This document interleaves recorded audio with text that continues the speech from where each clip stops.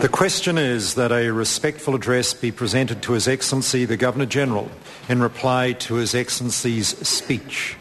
The Leader of the Opposition. Thank you, Mr. Speaker. First of all, I'd like to acknowledge you once again and congratulate you on your role as Speaker. And I'd also like to congratulate Alfred Nauru and Paul Goldsmith, the new members of Parliament, and I wish them very well in this House. I want to start by congratulating the new ministers in the government and the Cabinet.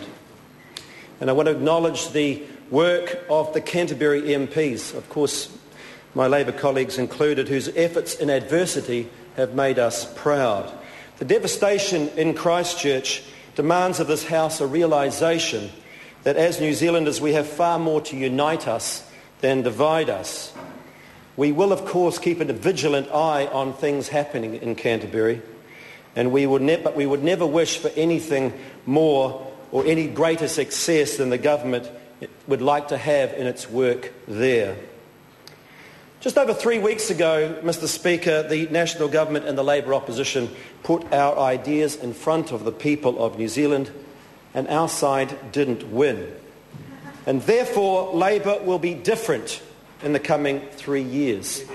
We will turn a page. We have a new, fresh, energised team which I'm immensely proud of.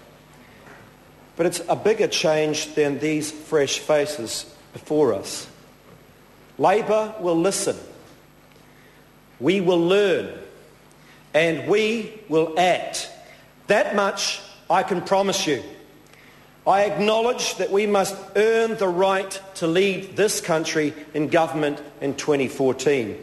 And that's exactly what we are going to do. To do this, we will change our focus and put our energies into our vision for New Zealand that we can all aspire to. Labour will support good ideas wherever they come from.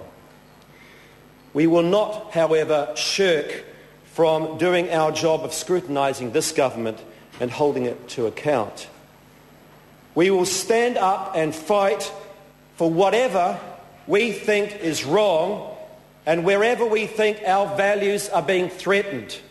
And I have no doubt that over the next 3 years there will be some very rich pickings. But I aim to be constructive too. I reached out to this government on its ministerial committee on poverty because I believe that it's a good idea. The other day a woman came into my office. She was educated, she was motivated for a job, but for a variety of reasons she had fallen on hard times. She was hungry. She was hungry. She didn't have enough food to eat. She didn't have enough money to go out there and buy food. That's something I don't think we should ever see in New Zealand. That's not what we expect in New Zealand. And so I believe the Maori Party is right to force poverty into the government's line of sight. And today I repeat my invitation to the government: make that committee a committee of this House. The Prime Minister should know that this is not an issue that we want to play politics over. I have witnessed poverty, horrific poverty, in my life, and believe me, there is no excuse for poverty in New Zealand. So this is a sincere offer, and I hope the government sees it right to review its position. Just as Labour will embrace good ideas when we see them, I urge the government to do the same. It's what New Zealanders want from us. They showed that by endorsing MMP overwhelmingly. It's also how I've lived my life, finding constructive solutions to difficult problems. Time and again, New Zealanders have told me they are sick of the political point scoring.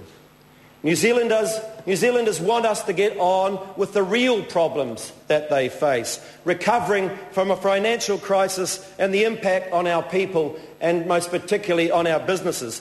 That's what we're here for. Rebuilding our houses and our infrastructure, as well as the dreams and aspirations for all those in Canterbury. That's what we're here to do. Facing up to the environmental threats, facing up to the growing inequality which is growing faster in our country than it is in any other Western nation. That's what we're here to do. Getting our books under control. That's what New Zealand expects of us. And tackling the 20,000 teenage New Zealanders who have left school, who are not in work, not in training, not going anywhere but headed for trouble. That, sir, is what we need to be doing. New Zealanders expect us to apply ourselves as a parliament to make New Zealand a better place to work, to live and to raise a family. That's the deal. That's why we're elected. That's why we're here. And under my leadership, I can promise you this, that Labor will work tirelessly to play its part, because Labor, the Labor Party, is turning a page. The Labor Party will put growing the pie for all New Zealanders at the front of its agenda. We cannot be content with an ever-shrinking pie. It means growing the nation's wealth. Labor will grasp the mantle of economic leadership, will look to expand opportunity for all New Zealanders wherever they are born or whoever they are born to. We must build an economy that produces good jobs and decent incomes, that generates wealth and opportunity without sacrificing our natural assets, our lifestyles and our communities. And that's why I'm taking on the portfolio of science and innovation. That's why I'm giving to our most senior spokespeople the roles of economic development, of small business, of regional development, of skills and training, environment and education. They're all here on the front bench. All of them are here on the front bench because they're all part of the same vision to create the growing New Zealand we want, that is clean, it's green and it's innovative. Our agriculture and our primary industries are the backbone of our economy and have been for generations and will continue to be central. But we can't multiply our dairy industry 5 times to catch up with Australia. And nor can we rely on our tourist industry. Yet our economy is declining in relation to others. We all know that. 40 years ago, our meat exports paid for our pharmaceutical bill 18 times over. Today it pays for them less than 7. The government's strategies go something along the lines of this. As China and Asia grow richer, they will demand a higher protein diet. We grow protein, therefore we're ideally positioned. Well, that's not a strategy, that's just a hope. That's a hope. It's a hope that we won't have to change anything, that we can keep on doing and saying more or less the same thing since we've done since the 1960s. I want to unleash New Zealand's innovation and see New Zealand grow global businesses.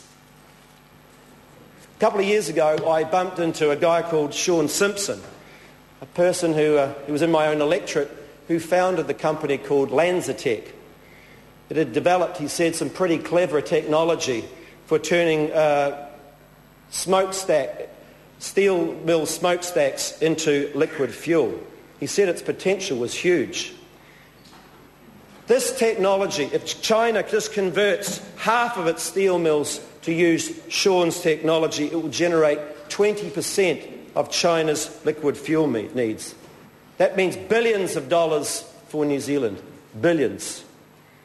And that science and research expertise is not just in our manufacturing areas, it's also in our agriculture as well. The potential is among us, but we just don't recognise it. Other countries have made big changes before us. Less than 20 years ago, Finland was in a similar position to New Zealand.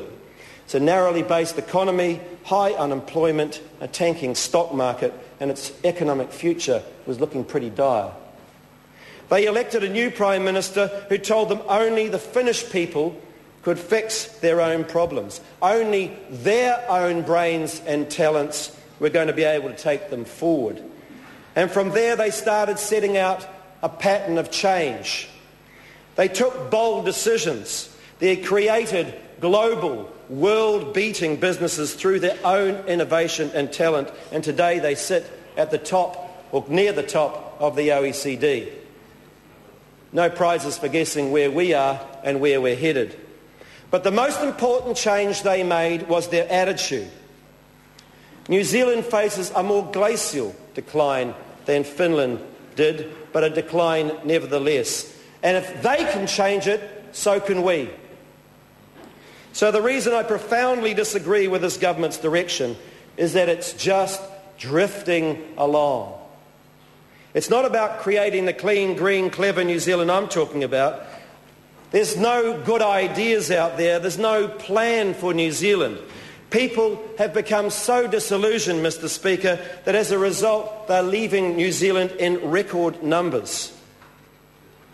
They don't have a vision for changing New Zealand or for growing our economy or investing in our people. Therefore, we end up without the money we need for the services that our people deserve. Therefore, there's not a New Zealand that is not one of the future that can create decent wages. You know, 1/4 of those people who go into the Salvation Army, 1/4 of them are actually working New Zealanders who are being paid. They're actually being paid, but their wages are so low they're living in poverty. That's what we have to change. That's what we have to change. When 2/3 of all businesses don't know what our plan is, don't believe we have a direction, there is something seriously wrong. We are a proud nation of hard-working people. And I think of those people that I've met out on the streets, 2 jobs, shift work, self-employed, often many of those people working for less than the minimum wage. They're looking to us to get behind them, to bring them in, to give them a break. We are an inventive people. We have great ideas, but too often we're failing to commercialise those ideas. Or we sell out to commercial, big global interests and let overseas investors reap the rewards of our good ideas. The economy Labor wants to build is going to leverage our global advantages. It will leverage off our environment first, and I've mentioned that, but it'll also leverage off our education. This is an area I'm particularly passionate about. We need a school system that gives our children the confidence and skills to be leaders in a new economy.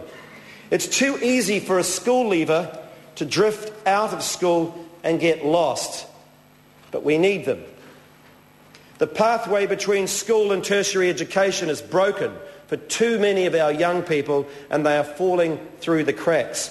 When 1/3 or more than 1/3 of our Maori and Pacifica kids leave school without any qualification, then something is seriously wrong. Lifting those kids back into training, we know, is hugely expensive and takes a massive effort. We cannot let them fail in the first place. That part of our education system, Mr. Speaker, needs an overhaul. Education is the best plan that exists anywhere in the world to open opportunities and offer new chances. I want to unleash New Zealand's innovative drive and determination to help Kiwi companies make the most of every opportunity to make New Zealand the global leader it should be, but is not at the moment. But if I look at the speech to the throne, Mr. Speaker, where do I find the ideas? There are no ideas to create the smart, innovative economy that I'm talking about. There are no ideas to help future generations of Kiwis from simply packing up and taking their skills, their qualifications, and most importantly, their energy elsewhere. It turns out that National's big idea boils down to 3 short words. Sell it off. That's it. That's the big idea. Sell it off. And I say to this House, New Zealanders know in their heart of hearts that sell it off is the last resort of a government that's simply run out of ideas. We can't get richer by selling our inheritance, Mr. Speaker. It only leaves us worse off. And once those assets are gone, they're gone. The government